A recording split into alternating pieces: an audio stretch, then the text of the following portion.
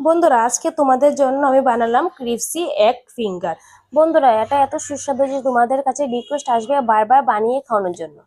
তো বন্ধুরা, রেসিপিটা বানানোর জন্য প্রথমে নিয়ে নিলাম 3টি ডিম, তারপর দিয়ে দিলাম একটা পেঁয়াজ কুচি আর কিছু কাঁচা মরিচ, তারপর দিয়ে দিলাম সামান্য পরিমাণ গোলমরিচ গুঁড়ো আর কিছু গরম মশলা গুঁড়ো, তারপর দিয়ে দিলাম ম্যাগি মশলা, তারপর স্বাদ মতো লবণ দিয়ে দিলাম। তো এগুলো দিয়ে এখন ভালোভাবে মিশিয়ে নেব। তো বন্ধুরা, আমার মেশানো শেষ হয়ে গিয়েছে। তো বন্ধুরা, এখন একটা কড়াই নিয়ে নিলাম, তাতে সামান্য একটু তেল দিয়ে দেব। তেলটা গরম হওয়ার পর ফেটিয়ে রাখা ডিমটা দিয়ে দিলাম। তো বন্ধুরা, আমার ডিম ভাজাটা হয়ে গিয়েছে। এখন ডিমটা সুন্দরভাবে কেটে নেব।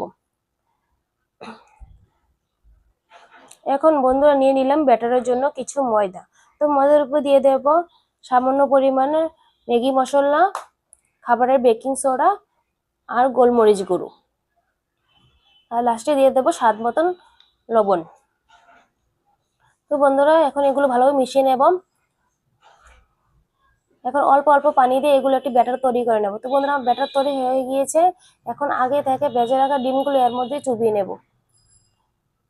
তো এগুলো এখন চুবিয়ে নিয়ে ময়দার উপর ভালোভাবে মেখে নেব, মেখে রেখে দেব। তারপর বন্ধুরা, একটা কড়াই নিলাম, তাতে তেল গরম হওয়ার জন্য বসিয়ে দিলাম।